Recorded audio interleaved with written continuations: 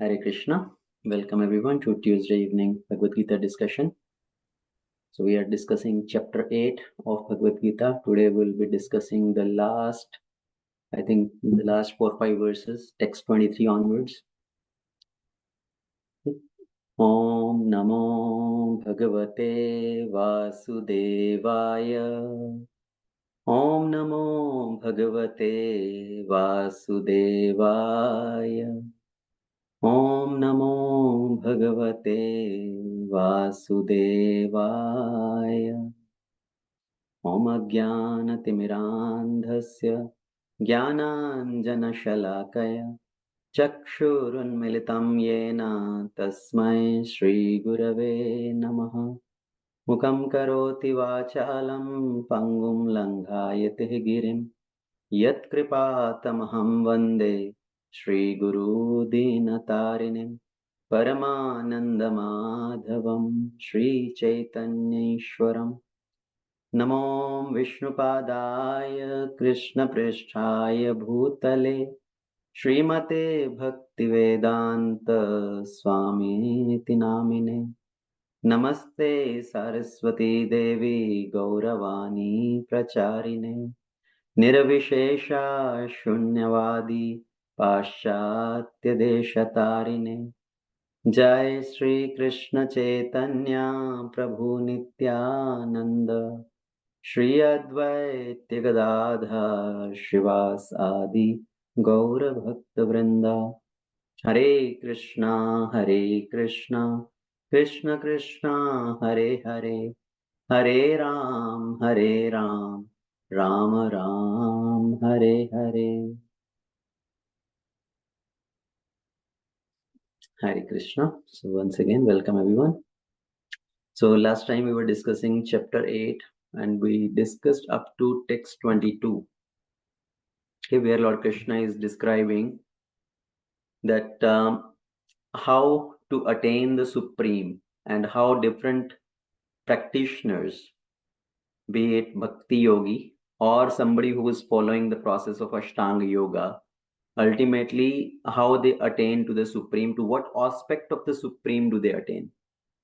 So in the last two verses, Lord Krishna said the Vedantist who describe the Supreme as unmanifest, infallible, and which is known as the Supreme destination.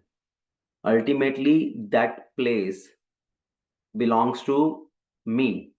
That is my Supreme abode. And somebody who attains to that Supreme abode, he does not return back in this material world. So far Lord Krishna was telling that yes, there is one Supreme abode. And here finally he's saying that Supreme Lord is, that Supreme abode is my place. It belongs to me. So there is no destination higher than Krishna's abode. Okay? And it is referred as Paramam Gatim. That having attained to that Paramam Gata, nobody comes back in this material world.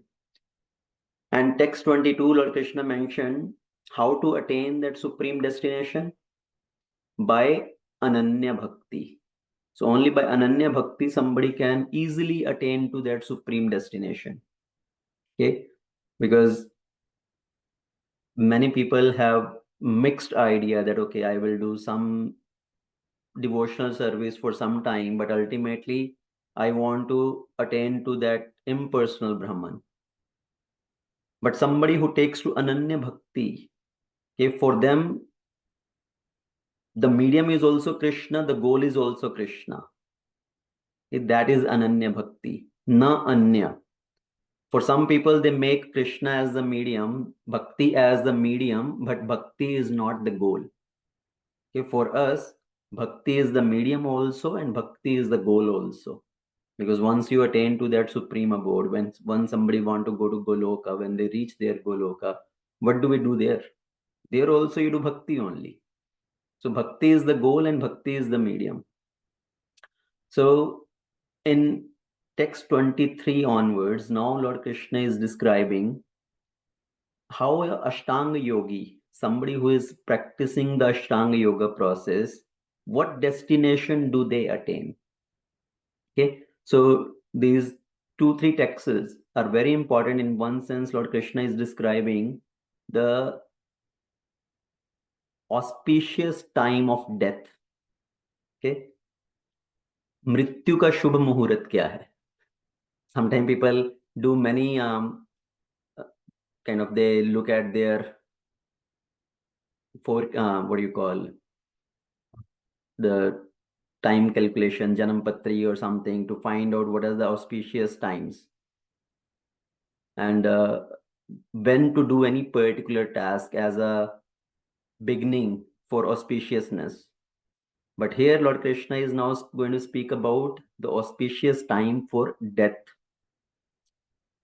हम अपनी जन्मपत्री बनाते हैं, when people make their horoscope, they consider the time of birth, right? What is the time of birth? What is the place of birth? What are the situation of the nakshatras at that time? And based on that, they make the horoscope of the person. So same way, if somebody had to make a horoscope at the time of death, that okay, what is the time of death? What is the situation of death? What is the place of death? Based on that, what is the destination going to be that person, right? That is called making a horoscope at the time of death. So Krishna is speaking about the horoscope when somebody is quitting their body. So text 23, Lord Krishna says, Yatra kale tva anavritim avritim cheva yoginah priyatah yanti tam kalam vakshyami bharatarashabha. O best of the Bharatas, I shall now explain to you the different times at which, passing away from this world, the yogi does or does not come back. Okay, so here Lord Krishna is speaking about primarily the destination of Ashtanga Yogi. In what times, if they give up their body, what destination they attain. Okay, so these two set of verses are very wonderful verses, and we need to understand the kind of intricacies of this. So Agnir Yotir Aha Shuklaha Shanmasa Uttarayanam Tatra Prayata Gachanti Brahma Brahma Vido Janaha. So those who know the Supreme Brahman, okay, they attain to that Supreme by passing away from this world during the influence of fiery god, Agni. Then Jyotir, in the light, Ahah, at the auspicious moment of the day, Shukla, during the fortnight of the waxing moon, the Shukla Paksha, and Shanmasa Uttarayana, the 6 months when the sun travels to the north. So when somebody who knows the Supreme Brahman gives up the body in these situations, okay, here particularly 5 things mentioned. So when somebody gives up the body during this situations, at these moments, they attain to the Supreme. And on the contrary, there is another verse, next verse, which talk about the other situation. So it says, Dhumo ratris tatah Krishna Shanmasa Dakshinayanam Tatra Chandram Sah Jyotir Yogir Prapya Nivartate. So the mystic who passes away from this world during the smoke, Dhumo, Ratris, during the night time, Tata Krishna, the fortnight of the waning moon. Okay, the waning moon, when the moon is decreasing from the full moon to zero moon. And Shanmasa Dakshinayanam, and the 6th month when the sun passes to the south. So what is their destination? Chandramsaha, they reaches to the moon planet, but again they will have to come back to the lower planets. Okay, so these are the 2 situations mentioned here for the Ashtanga Yogi who knows the Supreme. At least they know the Supreme Brahman, even though their idea of the Supreme Brahman may be as an impersonal Brahman or up to the Paramatma level, or even if they know the highest reality of the Supreme in the sense of the Supreme Personality of Godhead as a personal feature. If they give up the body in these 2 situations, that is the destination. Now, according to the Vedic opinion, okay, according to the Vedas, these are the 2 ways of passing from this world. One in the light and one in the darkness.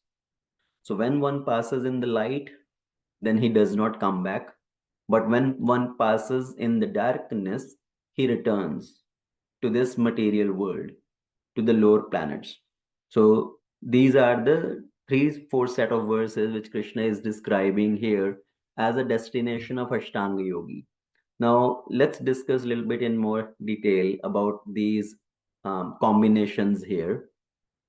So, primarily, there are two paths of ascending up towards the higher planets or even going to the spiritual world. So, it's called Archiradi Marg, okay, that path of the light, and Dhumadi Marg, the path of the smoke. So, Archiradi and Dhumadi.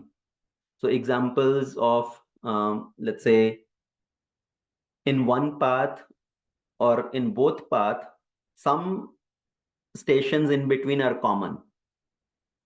And in one path, the highest destination is up to particular level. And in the another path, it can go even beyond that also. For example, understand it with very simple example. Let's say from Delhi to Bombay, okay, there are two trains going. Now, these two trains may be going through different routes. Okay, so there are different stations on the way. They are going through two different routes. Both train come up to Bombay. Now, one train just goes up to Bombay, doesn't go further than that. There is another train which comes up to Bombay, but goes even further beyond that also. It may be going further to some other destination, Pune or something else. So like that same way, the Archiradi Marg and Dhumadi Marg. So in both paths, through both paths, there are some different stops on the way. Ultimately, there may be some stops which are common also, and it may come up to one destination which is common in both paths. But in Archiradi Marg, the path of light, it ultimately goes beyond, okay, which takes one beyond this material world, and ultimately one reaches to the supreme. Whereas in Dhumaradi Marg, the final destination is up to the moon planet. Okay, so now Archiradi Marg. Okay, what is the path defined here in the verse which we read? So it starts with Shushumna Marg. It's called something as Shushumna Marg. There is a Sushumna Nadi in the body also, okay, which is between the Ida and Pingla Nadi. When people are talking about raising different chakras in the body, so it starts from the lowest chakra from upper chakra. So that is also defined as the Sushumna Nadi, that Sushumna Marg. So same way, this is a Sushumna Marg for Archiradi Marg, which is taking the living entity from this world going up to the higher planets. And what are the different destinations mentioned here? First destination, it says Agnir. Okay. So Bhagavad Gita is describing in this text 824 and 825 the 5 stations on the route. Okay.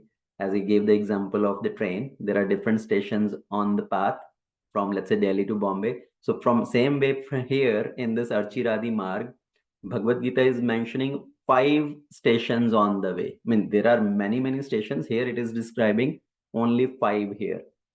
Okay, what are these 5? Aganir. Okay, or it is also called Vashvanara, the demigod of fire. So they will receive the living entity on the way.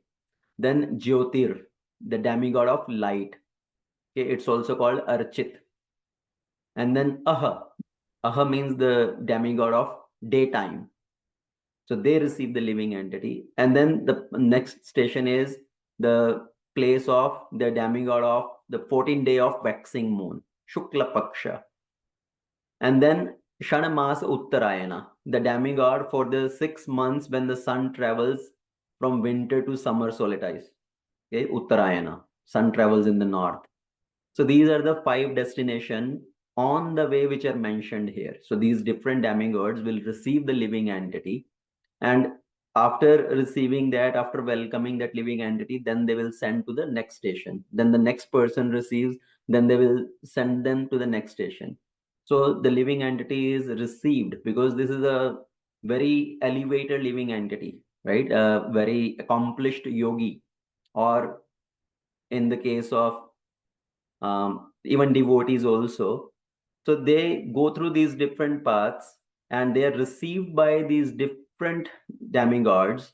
welcomed by them, even it says Yamaraj, okay, or even Indra. So they welcome the living entity, they garland the living entity, do their arati, saying that this living entity is so wonderful that he is going to the upper destinations.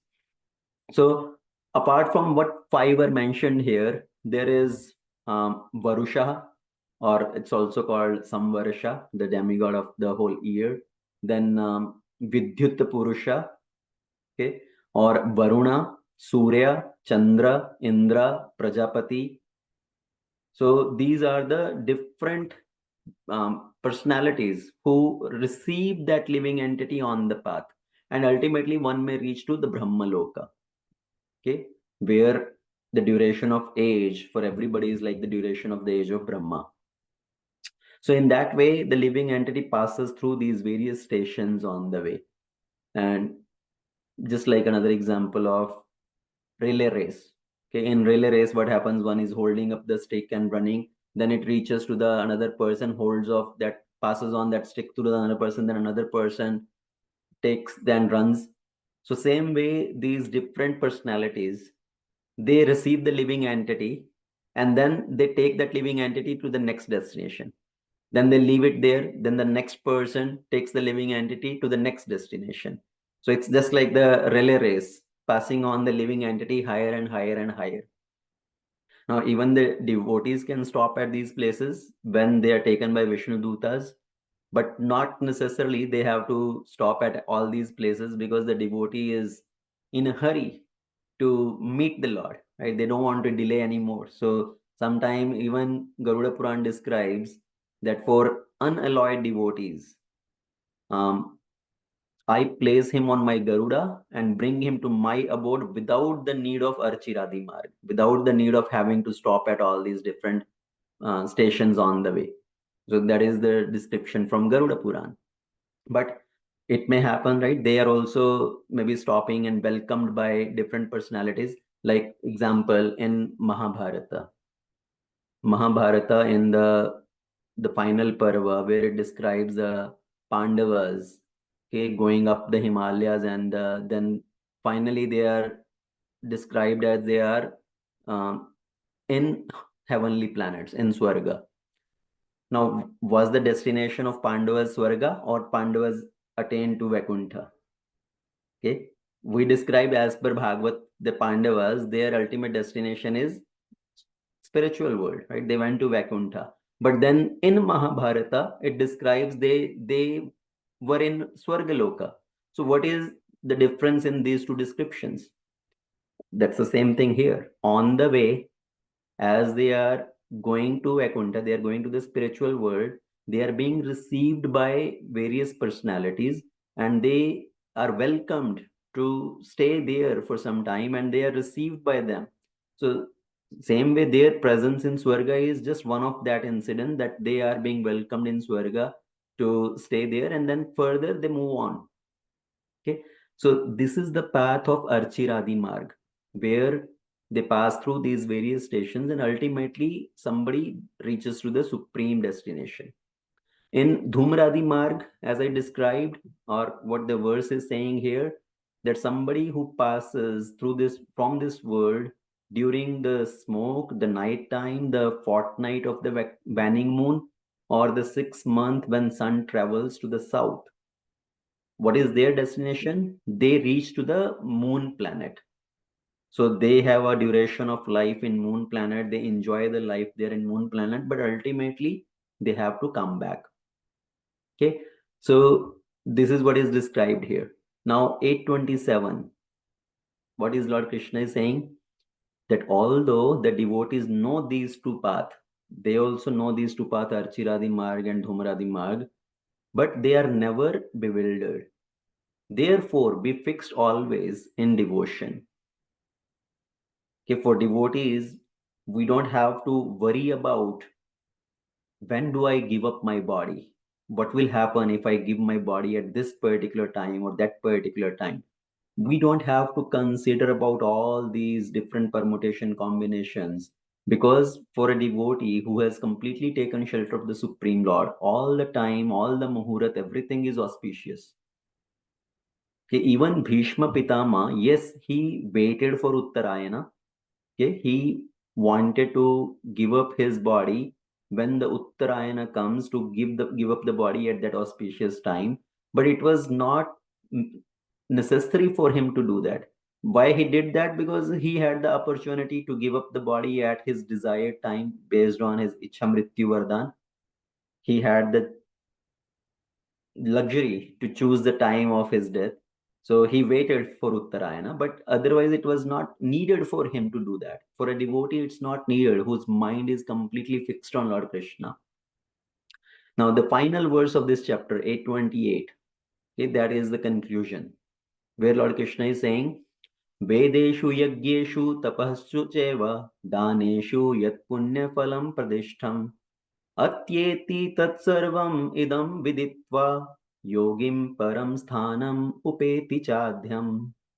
A person who accepts the path of devotional service is not bereft of the results derived from studying the Vedas, performing the sacrifices, undergoing austerities, giving charity, or pursuing philosophical and fruitive activities. Simply by performing devotional service, he attains all these, and at the end, he reaches the supreme eternal abode. Okay, so Lord Krishna is clarifying, don't get confused. Oh, I have to give up my body only in these auspicious times, otherwise, what will be my destination? So don't get stuck up to that point. Yes, for Ashtanga yogi, he may choose to give up the body in this particular situation based on his desire where he want to attain. But for a devotee, it does not matter. Every time, every muhurta, everything becomes auspicious. They are not bereft of the results derived from all these things. Is somebody performing austerities, studying of Vedas, doing charity, and all these things.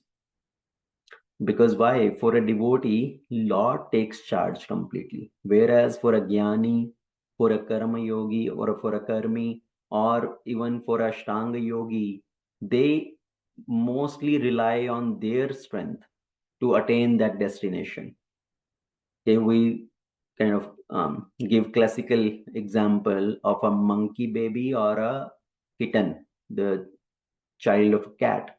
So the monkey, if you have seen, when a monkey, the mother monkey, is jumping from one branch to another, from one wall to another wall, and they are carrying their little monkey babies on them, it is the responsibility of the monkey baby to hold tightly to the monkey father or monkey mother. Okay, it is the baby's responsibility to hold them tightly because they are just jumping here and there. And for a kitten, the kitten is completely carefree. He is just enjoying. The mother is carrying the kitten in the mouth, holding by the teeth, and the kitten is just enjoying. So it is completely the responsibility of the cat to take care of the kitten. So the devotees also like the kitten who are completely dependent on the Lord, and Lord carries the devotee with him. Whereas for the yogis and for other um, Gyanis and all, they are like the monkey child who have to hold on to the Lord tightly. They have to, it is completely their responsibility. They completely depend on their own strength. So that is the difference. That's why Lord says, final verse, that devotee don't have to worry about all these permutation combination. What is the auspicious time of death, that I have to choose auspicious time? When somebody gives up their life by remembering the Lord, everything is perfect, as Krishna has already mentioned in the earlier verses in this chapter, right? What Krishna has said, antakale chamameva smaran muktva kalevaram. At the time of death, if somebody quits the body by remembering me, they will attain to me. So now, how do we make sense of this auspiciousness and inauspiciousness thing? Sometimes people think too much about this auspicious and inauspicious, right? For doing any task, every morning they will see their kind of a horoscope kind of thing. What is my horoscope saying today? What is the auspicious time? Even what is the good time for me to step out of the house? What is the good time for me to do particular activity? So they look for auspicious, inauspicious thing in everything. They become like a fanatic. But what is the reality? In reality, what is auspiciousness? Okay, many times it's not just the auspicious time. That is one of the factor, but it depends on our own state of mind also, our consciousness also. Even though you start the work at the auspicious time, but if your intention, your consciousness, your mindset is not correct, just the time is not going to help you in everything. So place, time, action, all these things have auspiciousness related to them. Okay, people may prefer to start an activity on auspicious time, but if the motive of that activity or the end result, that may be completely inauspicious. Now, these days, now as I mentioned in the beginning, right, the people at the time of birth, they make horoscope. Maybe many of us have our horoscopes. So for the horoscope, we know the time of birth, the place of birth, all this is important. And these days now, the birth, there are so many cases of cesarean, okay, which is C-section, and the doctor have to take the baby out.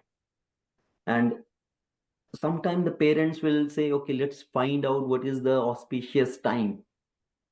Okay, and we will tell the doctor, please do the C-section at this time and bring the baby out. So that will be the birth time of the baby in a very auspicious time. So everything will be very good in his life. Now, okay, time is one of the factor. But while conceiving the child, what was your consciousness? What kind of soul are you attracting into the womb? And what kind of baggage that soul is carrying with him? All that matters. This is one of the factor, the time of the birth, if it's auspicious or in what situation it is.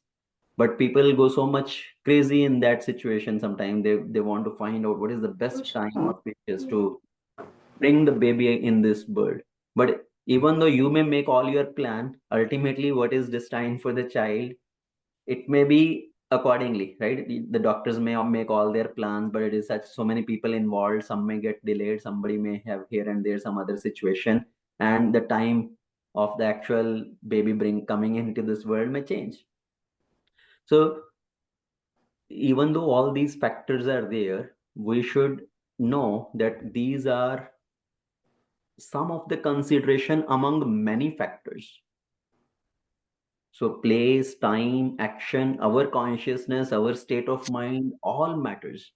Now, I will give you a few examples here on this point.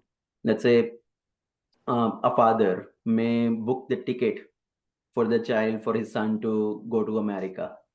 Okay, and he may say, oh, I want to book the time, I want to get a flight which is on auspicious time. So I want my son to start the journey on a very auspicious time. So everything becomes perfect. Okay, and they may say, oh no, I don't want to get this particular flight right now. The Rahu Kal is going on, or whatever Shani is going on. So I want to choose a flight time which is very auspicious. Okay, even though the person comes to USA with a flight in very auspicious time, now, but after coming here, if he engages in all nonsense activities, then what is the end result? Right? It is going to be inauspicious. So another example is Daksha. We know from Srimad Bhagavatam the pastime of Daksha Prajapati performing the fire sacrifice, performing that yajna.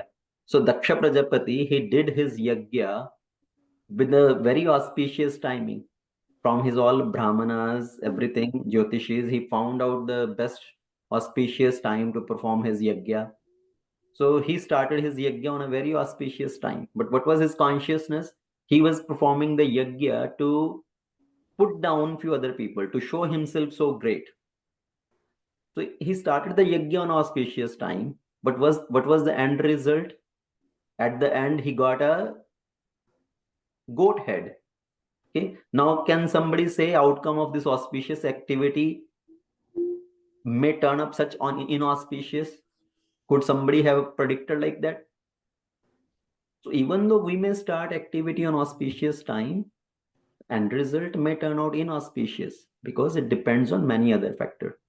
Now, on the contrary, here we say for any material activities, this activities of Chandra Grahan, Surya Grahan, these are considered as very inauspicious. Okay, Ashubha, right? People don't want to do any activity during the Grahan time, during this Surya Grahan or Chandra Grahan. But now Chaitanya Mahaprabhu appeared, which is seemingly inauspicious time, Chandra Grahan that time. And moreover, the people at that time in whole Bengal, Navadvip area, they were engaging in so much of karma kanda activities, animal sacrifice. Understanding the mutes automatically. Okay, so people were doing all sort of activities that time. But because Chaitanya Mahaprabhu was going to appear, even though it is generally considered as inauspicious time, but at that time everybody started chanting Hari Bol, Hari Bol, Hari Bol, and the whole atmosphere was surcharged with the chanting of the holy name, and the whole atmosphere became so auspicious.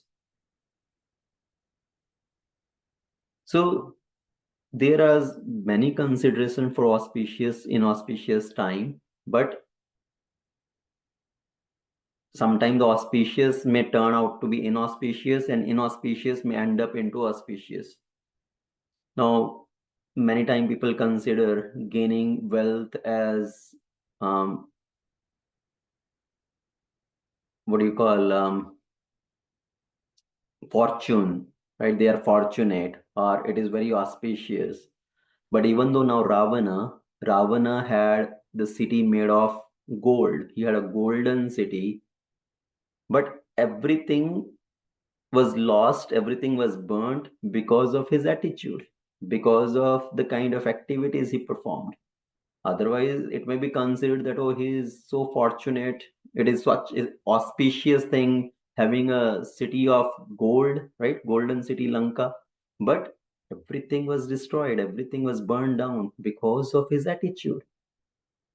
On the contrary, Bali Maharaj, even though Lord Vishnu came as Bhaman Dev to take away everything from him, even though he lost everything from material calculation, it may be considered very unfortunate, inauspicious, but because he gave it to Vamandev, to the Supreme Lord, Vali Maharaj got residence in Sutal Lok. And in one of his next Manavantra, Bali Maharaj will get the position of Indra or Manu. So that was the final outcome. So inauspiciousness turned out to be auspiciousness. Now, in current world scenario, what happen if sometimes the child shows some interest in spiritual life? Sometimes the people get scared. Okay, and if somebody comes and forecast, oh, looks like your child will become like a sadhu. Okay, what do the people say? Re Maharaj, shubh shubh bolo. So because people think staying at home with them is important. Okay, parents think it's my responsibility to make sure the child studies nicely, he get good degree, he gets married, he also have few children. So our responsibility is till he gets married.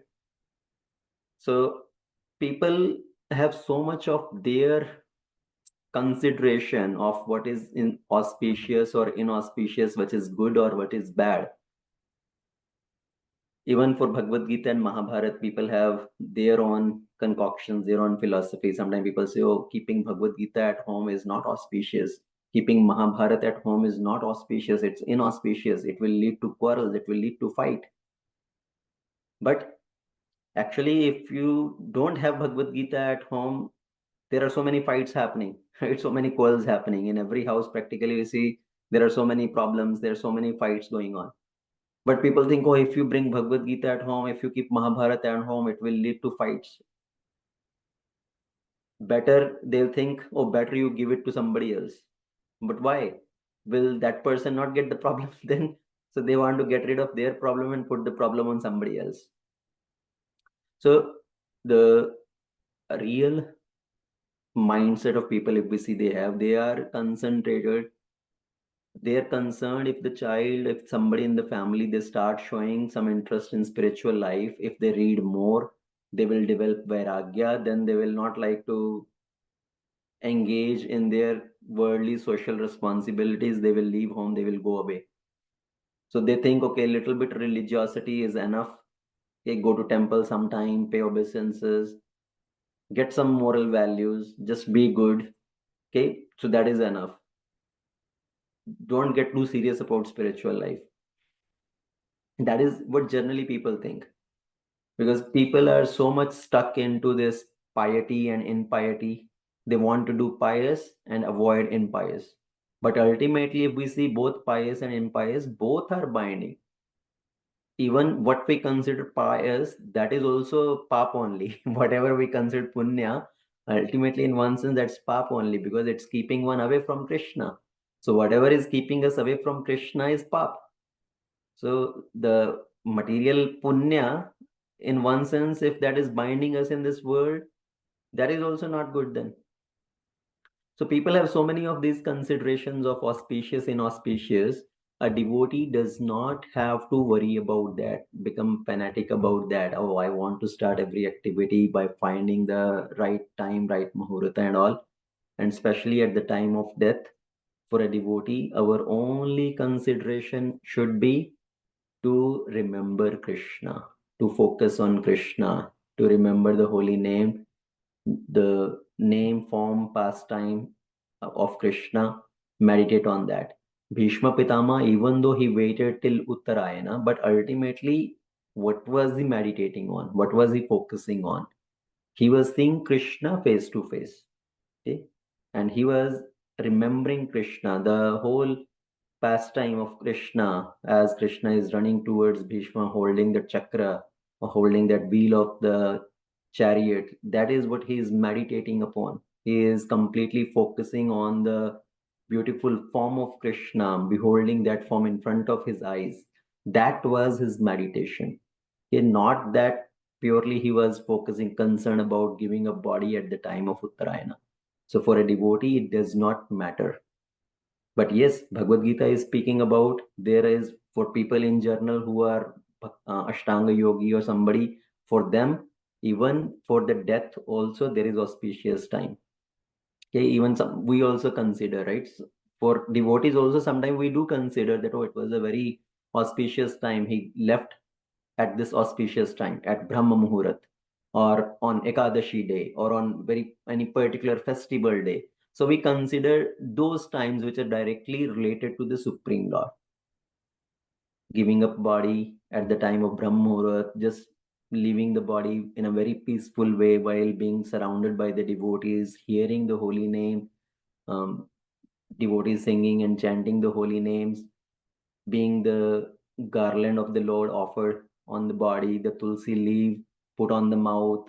So these are considered as auspicious things which are directly related to the Supreme Lord. That one has left the body while in consciousness of the Supreme Lord. Okay. So this is the whole chapter is about attaining the Supreme. As a recap of the chapter, okay, Lord Krishna is focusing on how the different people can attain me. One is directly for the devotees. The direct consideration is just remember me at the time of death. And then for a Jnana yogi or for Ashtanga yogi, they can remember the Lord at the time of death by understanding the difference in the material world and spiritual world also. The spiritual world is full of bliss. Somebody attaining to that spiritual world does not return back, whereas this material world is full of misery. Okay, where Lord Krishna describes dukhalya ashashvatam. So mamupetya punarjanma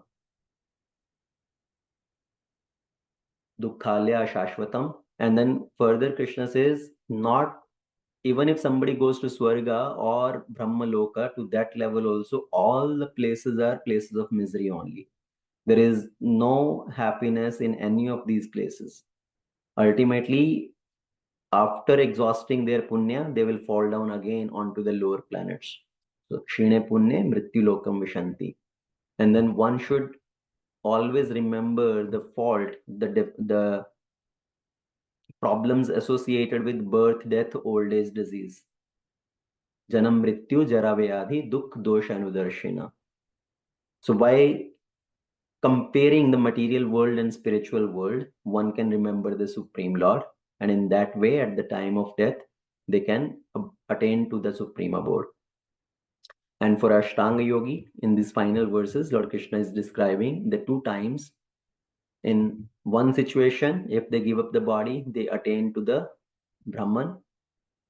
In the another times, if they give up the body, they attain up to the moon planet, where they can enjoy the life for longer duration, but ultimately they will come back.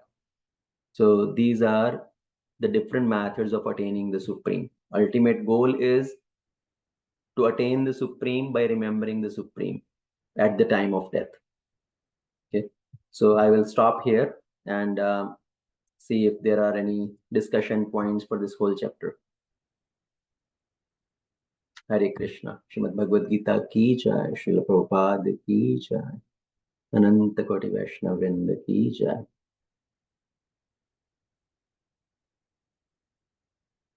Hare Krishna Prabhu.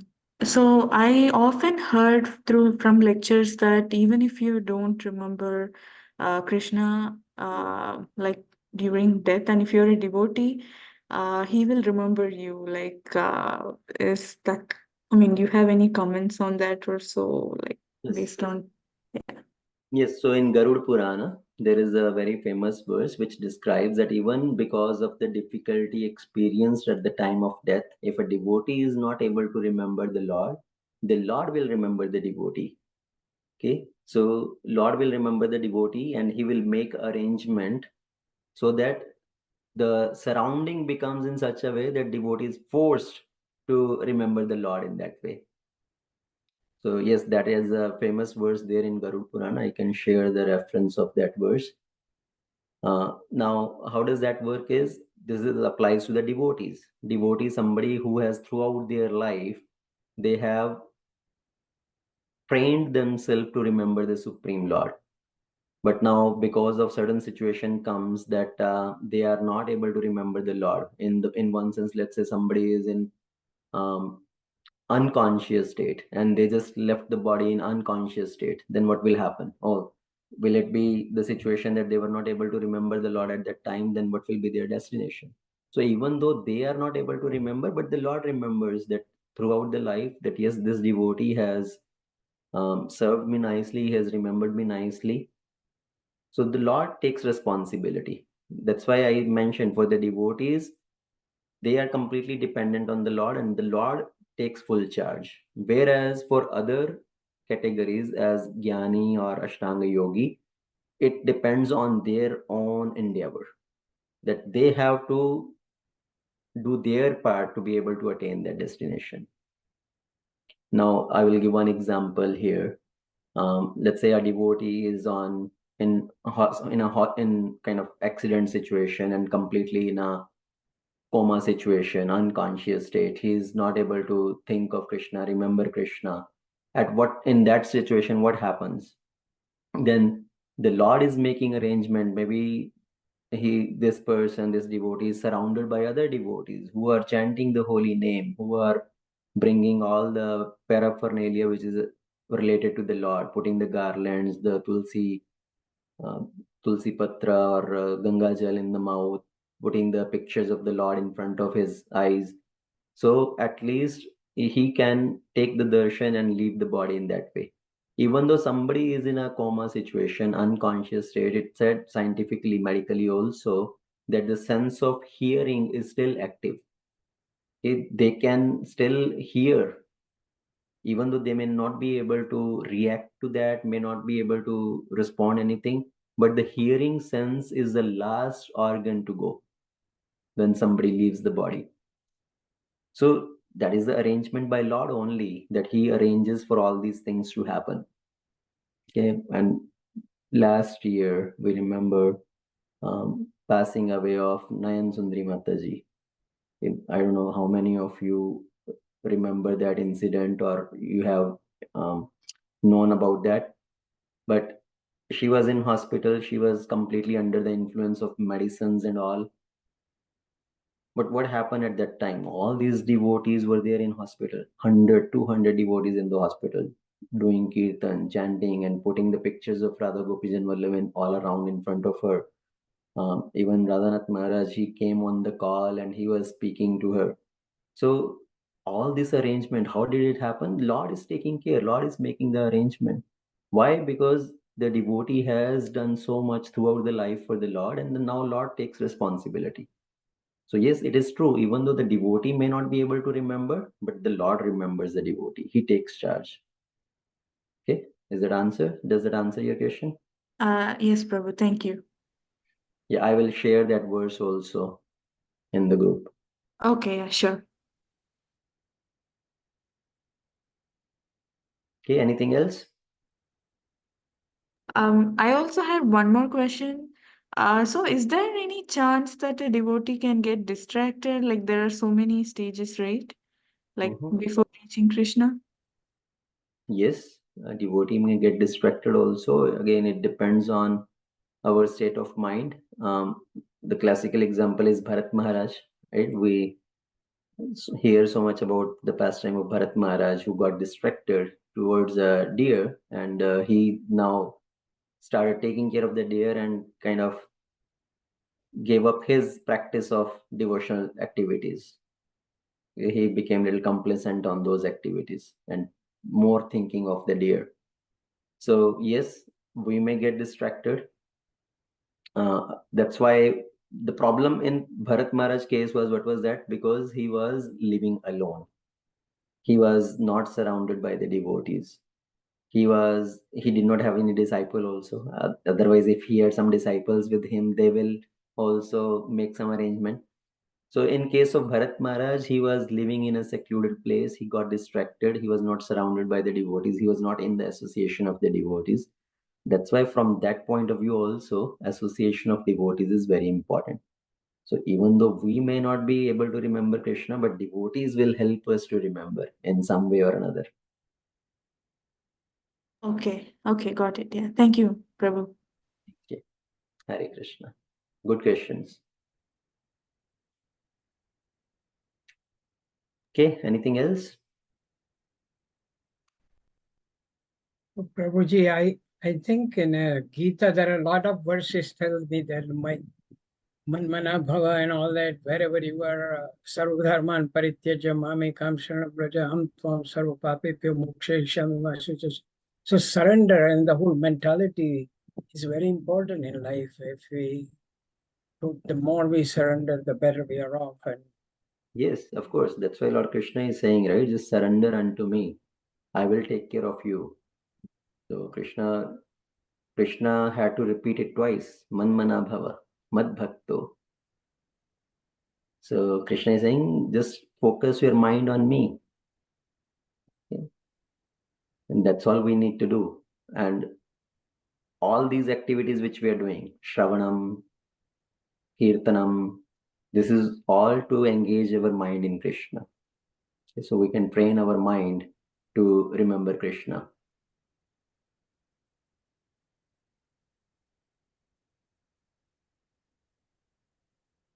Hare Krishna. Chitra Mataji, you were saying something? Hare Krishna Prabhuji. Hare Krishna Prabhuji, can you explain what is Yukta Vairagya again? Yukta Vairagya.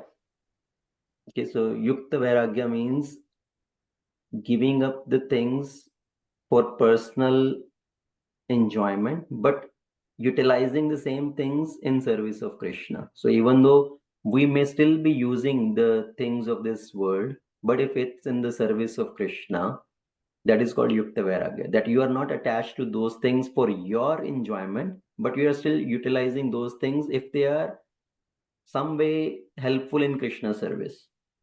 Okay. Let's say somebody is a sannyasi, but now they are carrying laptop, they are carrying maybe a camera also, something, and somebody says, what kind of sannyasi is this? He is carrying a Apple phone and he is carrying a Apple laptop or something. but they are utilizing those things in service of Krishna. Right? They're using the laptop to make presentations and talk about Krishna. They are utilizing the phone to communicate with the devotees, to preach about the message of Krishna. So it's the same objects which a materialist is attached towards those, but a sannyasi is not attached to those for his personal enjoyment, but he's using those in Krishna's service. So that is called Yukta Vairagya. Okay. Thank you, Prabhuji. That was helpful. Prabhupada gave the example that I'm using this dictaphone, I'm using this typewriter machine, I'm using it in Krishna's service. Okay, so the same things, internet, now somebody is using internet to watch nonsense things, but somebody is using internet to preach about Krishna. Okay, they're using Facebook, YouTube to preach about Krishna. So for them, that internet becomes as a blessing. For Right. somebody who is using internet for nonsense things, for them internet is a curse. Right. Because by using those, by doing all nonsense things, they are destroying their future, right? Their future destinations. Mm-hmm. Right, Prabhuji.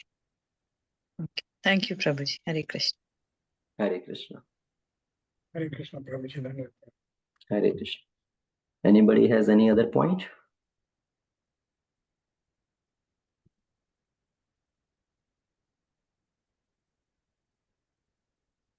Okay. If not, then we will end it here today. Thank you very much. Hare Krishna. Srimad Bhagavad Gita Ki Jai. Srila Jai. Prabhupada Ki Jai. Jai. Hare Krishna.